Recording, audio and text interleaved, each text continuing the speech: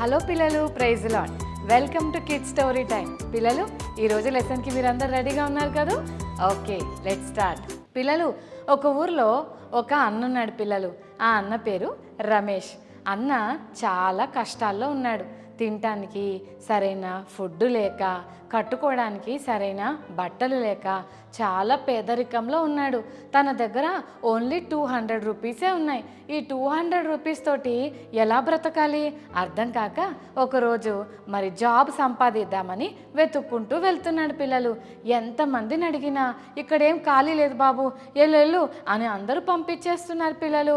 అయితే ఒక చోట ఒక కంపెనీ ఉంది. ఆ కంపెనీలో ఆఫీస్ బాయ్స్ కావాలి అని తెలుసుకున్నాడు.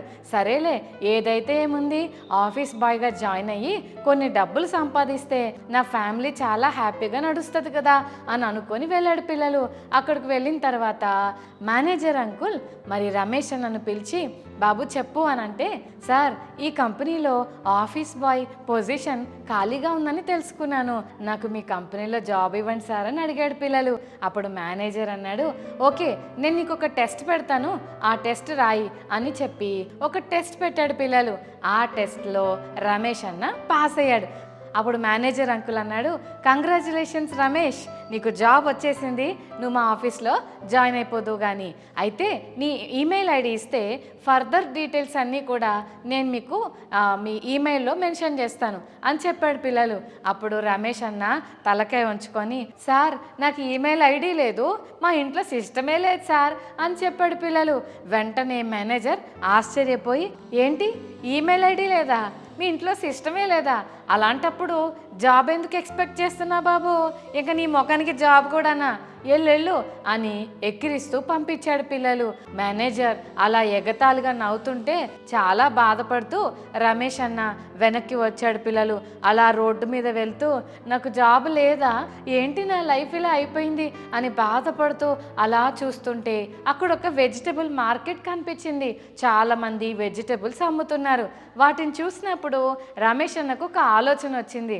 నిజమే కదా, ఈ 200 రూపీస్ తోటి నేను కొన్ని వెజిటబుల్స్ కొనుక్కొని మా ఊరిలో ఇంటింటికి వెళ్ళి వెజిటబుల్స్ సేల్ చేస్తే ఏమైనా సంపాదించగలనేమో చూద్దామని రమేష్ అన్న వెజిటబుల్ షాప్కి వెళ్ళి తన దగ్గర ఉన్న 200 రూపీస్తోనే కొన్ని వెజిటబుల్స్ కొనుక్కొని మెల్లగా అమ్మటం మొదలుపెట్టాడు పిల్లలు. అలా అమ్ముతుండేసరికి మెల్లమెల్లగా అన్న డెవలప్ అవడం స్టార్ట్ చేశాడు. అన్నకి డబ్బులు వస్తూ ఉన్నాయి. ఈ పని చేస్తూ అన్న ఎంత బాగా సక్సెస్ అయ్యాడంటే తన కింద 10 వెహికల్స్ ఉన్నాయి. ఆ 10 వెహికల్స్లో 10 వర్కర్స్ ఉన్నారు. వాళ్ళందరూ కూడా ఈ వెజిటబుల్ సేల్స్లో వాళ్ళు బాగా బిజినెస్ చేయడం మొదలుపెట్టారు. అలాగా రమేష్ అన్న డెవలప్ అవుతూ ఒక పెద్ద బిజినెస్ మ్యాన్ అయ్యాడు పిల్లలు. అయితే తన ఫ్యామిలీ కొరకు మరి ఇన్సూరెన్స్ చేయించడానికి ఒక ఏజెంట్ని పిలిచాడు పిల్లలు. మరి మా ఫ్యామిలీకి ఇన్సూరెన్స్ చేయాలి కాబట్టి ఇన్సూరెన్స్ ప్రొసీజర్ ఏంటో చెప్పు బాబు అని అడిగాడు పిల్లలు. అప్పుడు ఆయన అన్నాడు, సార్ ఇది ప్లాన్, ఇది ఇలా కట్టాలి సార్ అని చెప్పిన తర్వాత, సార్ మీ ఈమెయిల్ ఐడి ఇస్తే నేను ఫుల్ డీటెయిల్స్ చెప్తాను సార్ అని చెప్పాడు పిల్లలు. ఆ ఎల్ఐసి అంకుల్ వెంటనే రమేష్ అన్న అన్నాడు, సార్ ఆ ఈమెయిల్ ఐడియే గనక నా లైఫ్లో ఉండుంటే ఈరోజు నేను ఆఫీస్ బాయ్ అవుతును, అది లేకనే ఈరోజు నేను ఇంత పెద్ద బిజినెస్ మ్యాన్ అయ్యాను అని చెప్పి పక్కపక్క నవ్వాడు పిల్లలు. నిజమే కదా, ఆ మేనేజర్ ఏదో అన్నాడని రమేష్ అన్న గనక డిసప్పాయింట్ అయిపోయి, అంతేలే ఆయన చెప్పిందే కరెక్ట్, నా లైఫ్లో ఇంకా నేను ఏం సంపాదించలేను, నా దగ్గర ఏముంది, నా ముఖానికి ఏమొస్తుంది, ఏ జాబు లేదు, డబ్బులు లేవు, నేను ఇంక పేదరికంలో ఇలాగే బతకాలేమో అని గనక నిజంగా రమేష్ అన్న అలాగే డిసప్పాయింట్ అయ్యుంటే అన్న లైఫ్ అలాగే ఉండేది. ఆ మేనేజర్ ఏదో అన్నాడని రమేష్ అన్న మనసులో పెట్టుకొని ఆగిపోలేదు, కానీ తన వంతు ప్రయత్నం చేస్తూ ముందుకు వెళ్ళాలని ఇష్టపడ్డాడు. చెల్లి తమ్ముడు, ఒకవేళ నువ్వు చదువుకుంటున్నప్పుడు నిన్నెవరైనా నీకు ఏమి రాదు, నీకు అన్నీ జీరోలే, నువ్వు ఎప్పుడు ఫెయిల్ అవుతావు, నీకు హిందీ రాదు, నీకు మ్యాథ్స్ రాదు అని ఎవరన్నా ఎక్కిరిస్తున్నారా, ఎవరన్నా ఎగతాలు చేసి నవ్వు అవుతున్నారా? అలాంటప్పుడు ఎప్పుడు డిస్కరేజ్ అవ్వద్దు పిల్లలు. అలా డిస్కరేజ్ అయితే ఆగిపోతాం. ఎవరో నవ్వారని, ఎవరో ఎక్కిరించారని నువ్వెందుకు ఆగిపోతావు? దేవుని సన్నిధిలో ప్రార్థన చేయి. యేసయ్యా, నన్ను చాలామంది ఎగతాళి చేస్తున్నారు, నాకేమి రాదు అని ఎక్కిరిస్తున్నారు, కానీ నువ్వు నా దేవుడో కదా, మీలో ఎవరికైనా జ్ఞానం తక్కువ ఉంటే నన్ను అడగండి అన్నావు కదా, నేను అడుగుతున్నాం యేసయ్యా, సహాయం చేయవా అని ప్రేయర్ చేసుకుంటే యేసయ్య తప్పకుండా నీకు సహాయం చేస్తాడు. నేను ఎక్కిరించిన వాళ్ళందరూ ఆశ్చర్యపోయేలాగా దేవుడు నీ లైఫ్ని బ్లెస్ చేస్తాడు. ఓకేనా? బైబిల్ గ్రంథంలో కూడా ఒక అన్న ఉన్నాడు. ఆ అన్న పేరు యోసేపు. యోసేపు అన్న వాళ్ళ డాడీ పేరు యాకోబు. యాకోబు అంకుల్కి యోసేపు అన్న అంటే చాలా ఇష్టం. అన్నకి మంచి కలర్ డ్రెస్ కొనిచ్చాడు. ఎప్పుడైతే అన్నను వాళ్ళ డాడీ చాలా ప్రేమిస్తున్నాడో తన చుట్టూ ఉన్న 10 మంది అన్నలు యోసేపు అన్నని ద్వేషించడం, ఎగతాళి చేయడము, అన్నను చూసి జలసీగా ఫీల్ అవుతుండే వాళ్ళ పిల్లలు. యోసేపు అన్నకు వాళ్ళ అన్నలంటే ఇష్టమే కానీ వాళ్ళ అన్నలు అస్సలు ఇష్టపడేవాళ్ళు కాదు. జోసెఫ్ అన్న ఒకరోజు వాళ్ళ ఇంట్లో పడుకున్నప్పుడు ఏం జరిగిందో తెలుసా? అన్నకి ఒక కల వచ్చింది. అదేంటంటే సన్, మూన్ అండ్ స్టార్స్ అన్నీ కలిసి యోసేపు అన్నకి నమస్కారం చేస్తున్నాయని కల వచ్చింది పిల్లలు. మీకు కూడా ఎప్పుడన్నా కళలు వచ్చాయా? అయితే ఇలా కల వచ్చినప్పుడు యోసేపు అన్న వాళ్ళ డాడీ దగ్గరికి వెళ్ళి, డాడీ నాకు ఒక కల వచ్చింది తెలుసా, సూర్యుడు, చంద్రుడు, నక్షత్రాలు అన్నీ నాకు నమస్కారం పెడుతున్నాయి డాడీ అంటే, డాడీ నవ్వుకొని, ఆహా చాలా గొప్పోడివిరా, పెద్ద కళలే కంటున్నా, వెళ్ళు అని డాడీ పంపించేశాడు. మళ్ళీ కొన్ని రోజులయ్యాక మళ్ళీ పడుకుంటే, డాడీ ఈరోజు నాకు ఇంకో కళ వచ్చింది తెలుసా, నా చుట్టూ చాలా పనులు ఉన్నాయి, అవన్నీ కూడా నా పన దగ్గర సాష్టాంగపడి నమస్కారం చేస్తున్నాయి డాడీ అని మరి జోసెఫ్ అన్న వాళ్ళ డాడీకి చెప్తే, వాళ్ళ అన్నలందరూ కూడా యోసేపు అన్నను చాలా కోపంగా చూస్తున్నారు. వీడేంట్రా ఎప్పుడు చూసినా అన్ని పనులంట వీడికి నమస్కారం చేశాయంట, సన్ను, మూను, స్టార్స్ కూడా వీడికే నమస్కారం చేశాయంట, వీడు పెద్ద హీరో అనుకుంటున్నాడు అని అసూయతో చూస్తూ ఉన్నారు పిల్లలు. జోసెఫ్ అన్నని చాలా ద్వేషిస్తున్నారు. జోసెఫ్ అన్న అంటే వాళ్ళ అన్నలకు అస్సలు ఇష్టం లేదు పిల్లలు. కానీ ఒకరోజు డాడీ వాళ్ళ బ్రదర్స్కి ఫుడ్ ఇమ్మని పంపిస్తే జోసెఫ్ అన్న బాక్స్లో ఫుడ్ పెట్టుకొని వాళ్ళ అన్నలకి ఇద్దామని అనుకున్నాడు పిల్లలు. దూరం నుండి వాళ్ళ అన్నలు జోసెఫ్ని చూసి, అరే కలలు కనేవాడు వస్తున్నాడు రా, వీడి సంగతి ఏంటో చూడాలిరా అని చెప్పి జోసెఫ్ అన్న దగ్గరకు రాగానే బాక్స్ తీసుకొని హ్యాపీగా అన్నం తిని థ్యాంక్స్ చెప్తారేమో అనుకుంటే వాళ్ళు జోసెఫ్ అన్నను పట్టుకొని అన్న షర్టు చింపేసి అన్నం తీసుకొని ఒక గుంటలో పడేసి కొట్టి అందులో పడేశారు పిల్లలు. అన్నలారా నన్ను ఎందుకు కొడుతున్నారు, నేను ఏం చేశాను, నేను ఏమన్నా అన్నానా మిమ్మల్ని, నన్ను ఎందుకు కొడుతున్నారని ఏడుస్తున్నాడు పిల్లలు. ఏయ్ మాట్లాడకురా, ఇంకా మాట్లాడావంటే దెబ్బలు తింటావు అని భయంకరంగా కొట్టి గుంటలో పడేశారు పిల్లలు.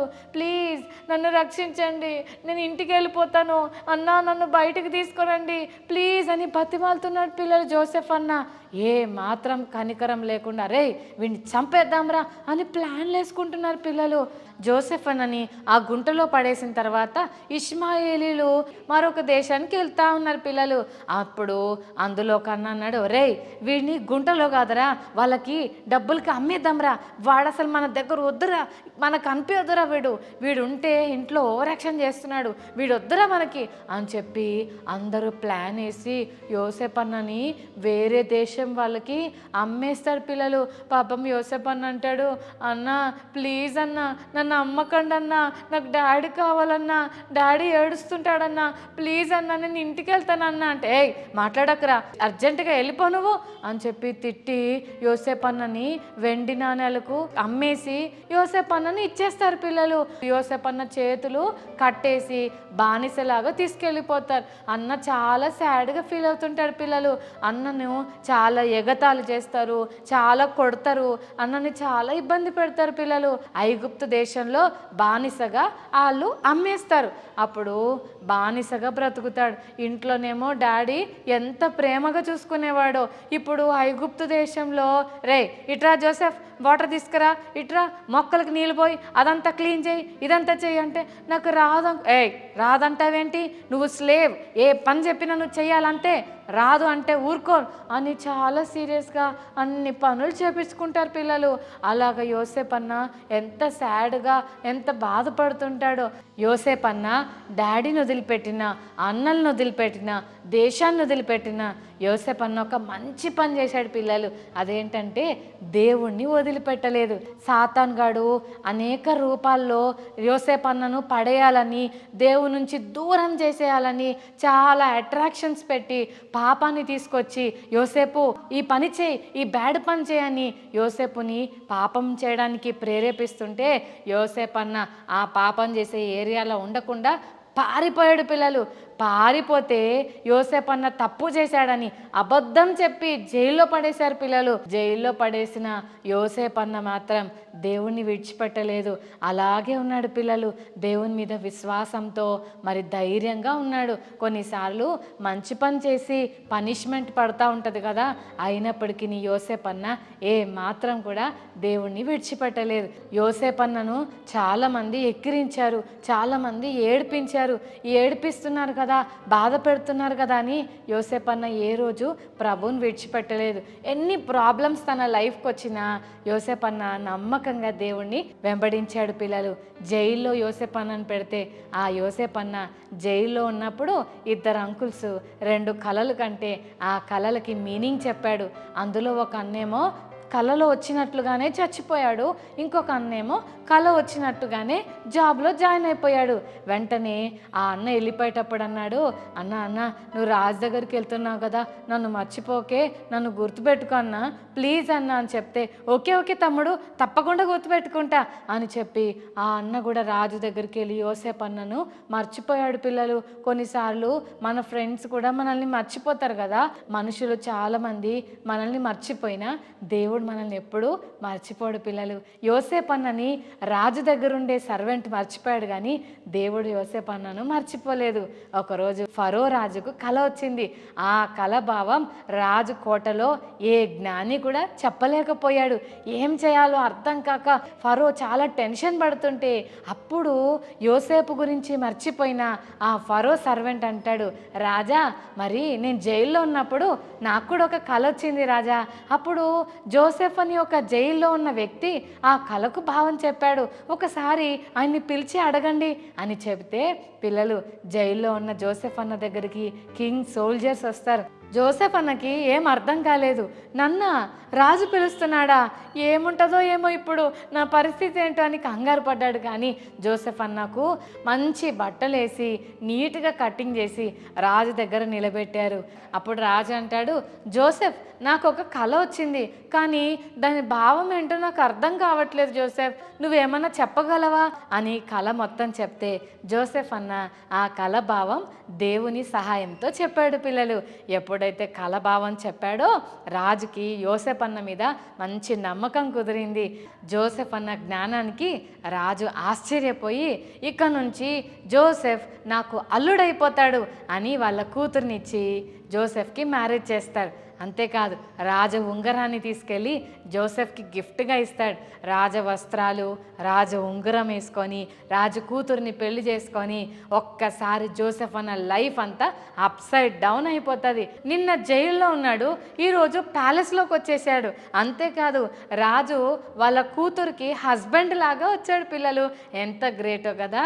మరి అన్నలు ఎక్కిరిచ్చారని తప్పు చేయకుండానే జైల్లోకి వెళ్ళిపోయానని, మరి జైల్లో ఉన్నప్పుడు రాజు దగ్గర సర్వ్ చేసే సర్వెంట్కి హెల్ప్ చేసినా నన్ను మర్చిపోయాడు, నేను ఏం చేసినా కూడా అన్నిట్లో ఫెయిల్ అయిపోతున్నా, ఇంకెందుకు నేనేమి చెయ్యను, నేను ఆగిపోతాను ఇక్కడే అని గనక జోసెఫ్ అన్న అనుకొని ఉండుంటే జైల్లోనే ఉండిపోయేవాడు.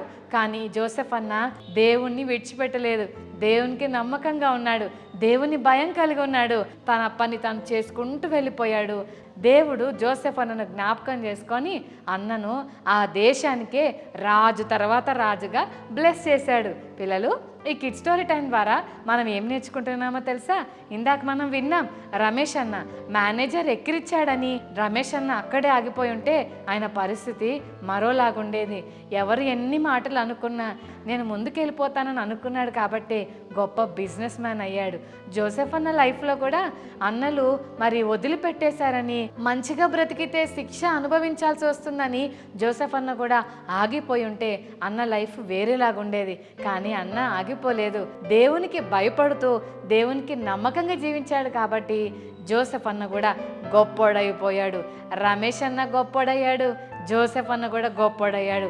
మరి నువ్వు కూడా గొప్ప వ్యక్తివి కావాలి అంటే ఎవరెన్ని మాటలన్నా పట్టించుకోకుండా, ఆగిపోకుండా, విశ్వాసంతో దేవుని మీద ఆధారపడుతూ యేసయ్యా నాకు నీవే సహాయం చేయాలని ప్రభు హెల్ప్ తీసుకుంటే తప్పకుండా దేవుడు నిన్ను కూడా గొప్ప వ్యక్తిగా చేస్తాడు. ఓకేనా?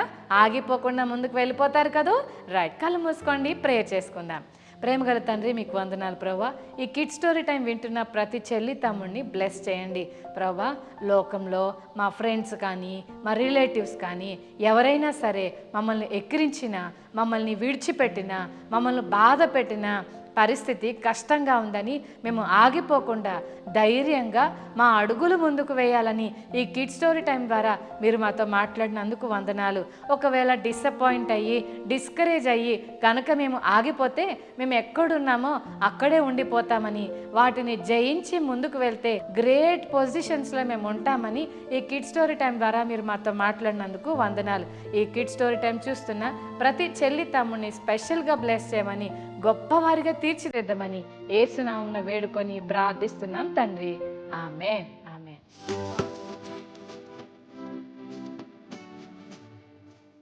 ఓకే పిల్లలు, మరి ఈరోజు మెమరీ వర్స్ నేర్చుకుందామా? 2 తిమోతి 2:1. నా కుమారుడా, క్రీస్తు యేసునందున్న కృపచేత బలవంతుడవు కమ్ము. మరొక నేర్చుకుందామా? 2 తిమోతి 2:1. 2 తిమోతి 2:1. నా కుమారుడా, క్రీస్తు యేసునందున్న కృపచేత బలవంతుడవు కమ్ము. 2 Timothy 2:1. God bless you children.